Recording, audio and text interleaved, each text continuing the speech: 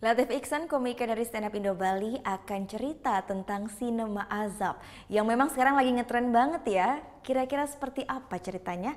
Langsung saja kita saksikan bersama dalam Comedy Corner untuk hari ini.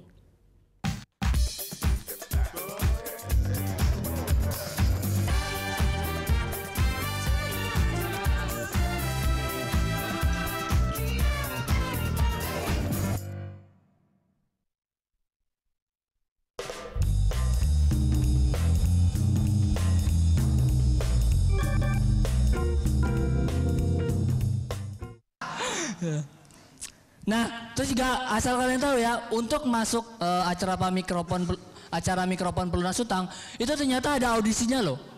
Jadi syaratnya itu harus punya utang, terus harus bisa nyanyi. Nah, dan kalian pun juga masuknya itu harus memiliki alasan yang sedikit drama gitu. Alasan biasa-biasa aja tuh nggak bakal masuk gitu. Misalnya yang audisinya nih ya, tukang audisinya, terus ada bapak-bapak tua renta datang gitu. Namanya siapa Pak? Slamet gitu. Kalau boleh tahu Slamet utangnya berapa? 20 juta. Kalau boleh tahu itu uangnya buat apa ya? Beli iPhone 10 gitu. Nggak lolos.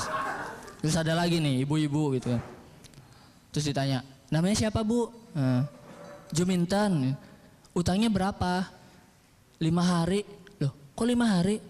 Iya utang puasa gitu. Oh, nggak lolos. Nah, terus ada nih lagi. Ibu-ibu ditanya, namanya siapa Bu? Juminten. Loh yang tadi ya? Iya, boleh audisikan lagi kan? Oh iya boleh. Punya utang berapa?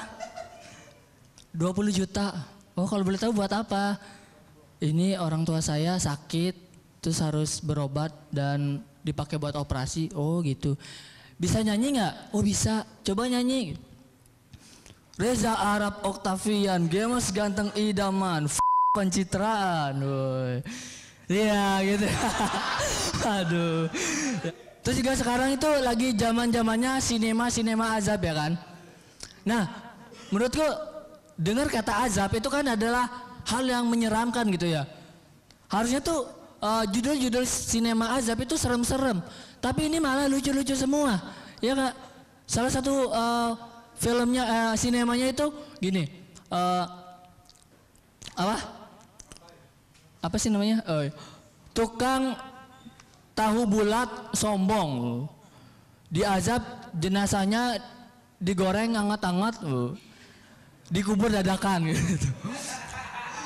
Terus, oh ya, jenazah dihujani tabung gas, gara-gara semasa hidupnya suka ngegas gitu kan. Terus ada juga azab seorang istri yang suka belanja online tapi tidak izin suami. Jenazahnya diantar JNE gitu. Aku seneng banget ya sekarang tuh udah lulus kuliah. Karena dulu tuh, karena sekarang tuh udah orang tua udah lepas gitu ya, udah seneng gitu ngelihat anaknya udah lulus. Nggak kayak dulu gitu. Dulu tuh aku sering banget, nggak betah banget di rumah karena tiap hari itu selalu ditanya gitu sama bapakku, Tip kapan lulus? Kapan lulus? Lihat tuh teman-teman kamu udah pada lulus semua. Aku diem aja kan, soalnya pakai headset gitu kan. Nah terus selalu gitu kan, aku diem di rumah selalu ditanya, Tip kapan lulus? Kapan lulus? Aku bilang, Pak sabar Pak, Inna Allah maha sobirin gitu. Allah itu selalu bersama orang-orang yang sabar. Kalau bapak nggak sabar, berarti bapak nggak sama Allah. Bapakku diam aja kan. Soalnya pakai headset.